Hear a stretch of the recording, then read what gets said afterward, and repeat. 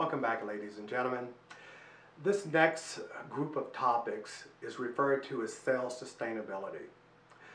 Through my 30 years of sales and customer service, one of the things that has allowed me to stay in this business for such a long time is that I figured a way out not to be completely stressed out. Sales sustainability. We all know that meeting and exceeding your goal over and over and over again can create a level of stress, disconnect, anxiety.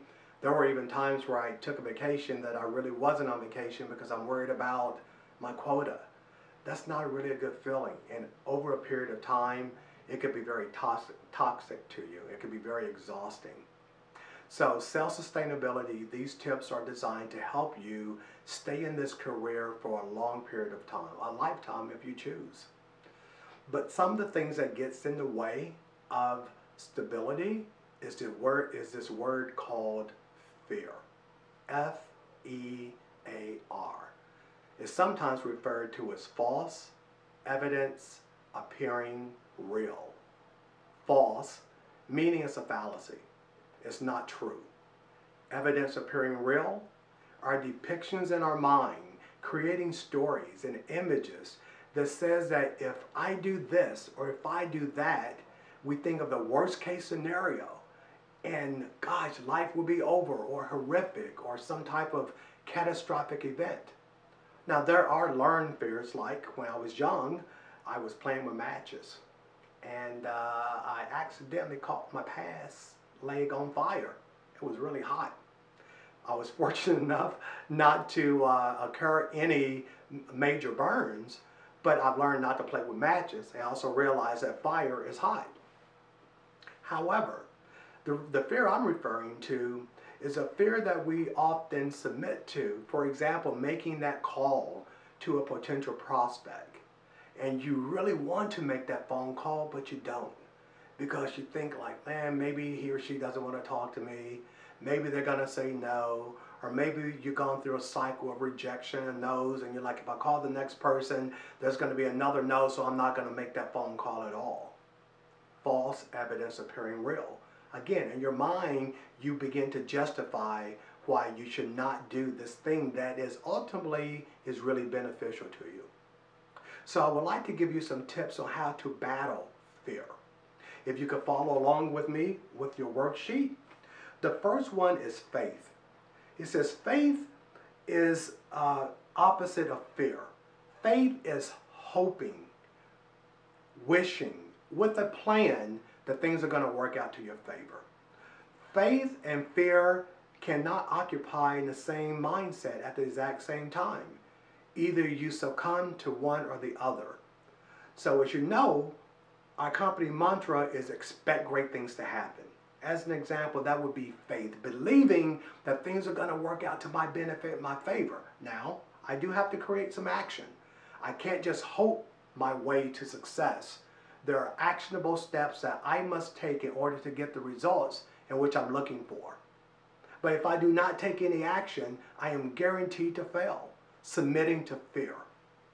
The way I like to see it at times, for those of you who have ever played sports, particularly football, or can relate to it, the goal of the offense is to score, to have those touchdowns to win the game.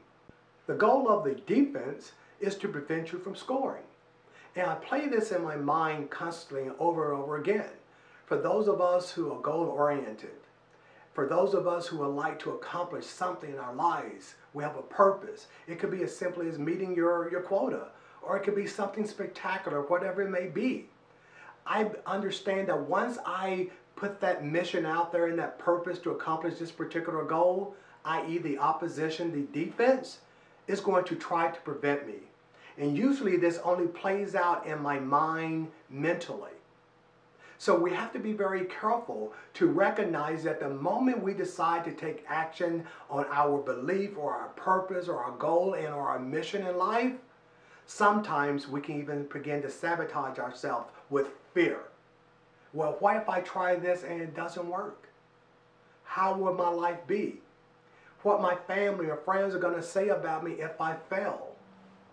The interesting part about failure, There isn't one person that I know, to include you, that hasn't failed in their life. Failure is part of success. So why do we fear it? In most cases, we begin to learn about life and the principles of life through failure versus success. So I've learned not to be afraid of failing, to be afraid of falling short. It is not my goal, it is not my purpose to fail or fall short of my outcome, but I understand it at times it happens. But if it becomes overwhelming to freeze me mentally, where I'm not taking any action whatsoever, I have succumbed to fear.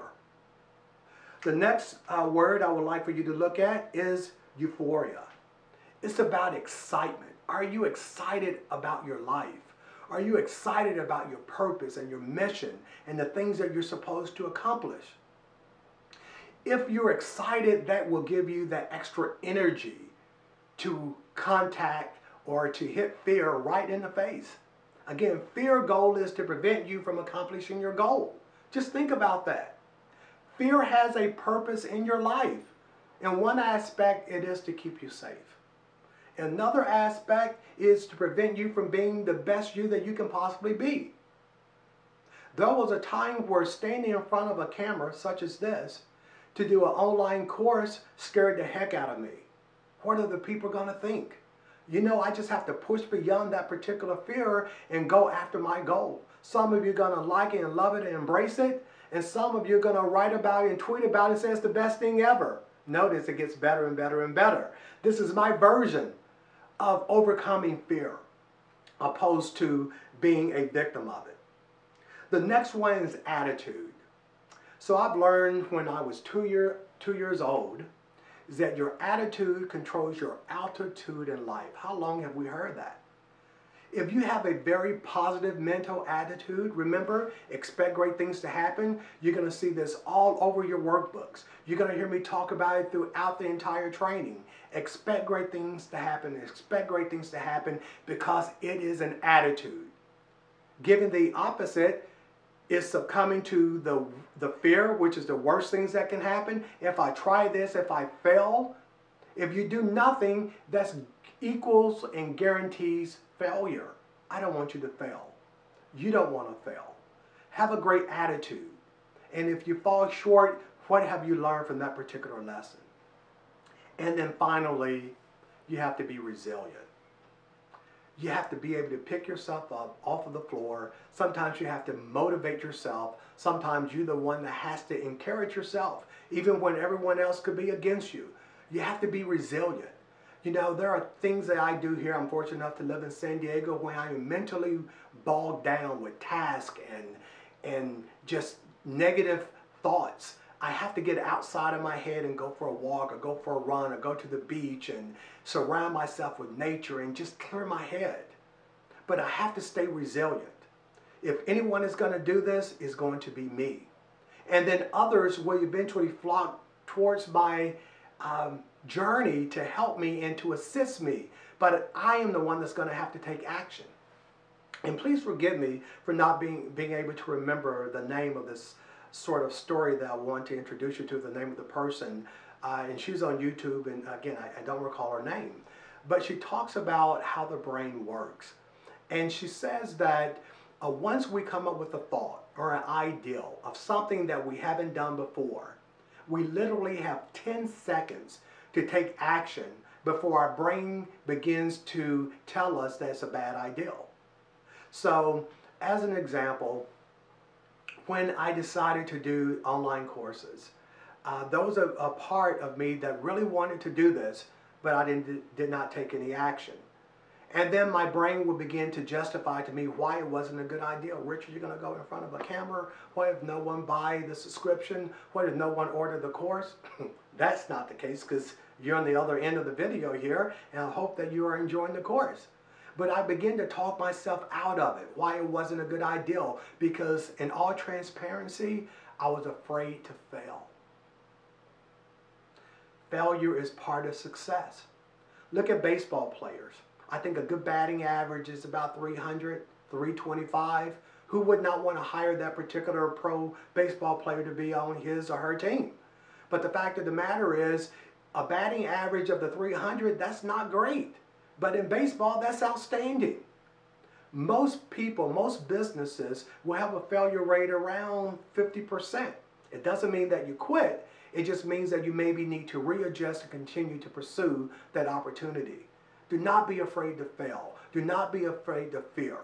I would like to encourage you to be the best you that you can be and just break to that barrier of fear. And when fear becomes to attack you, you attack fear and you respond with knowledge and information and, more importantly, action. That is something that you can control. Action. And action is something that you can do to help yourself be successful. This is Richard Marks, encouraging you to expect great things to happen. Thank you.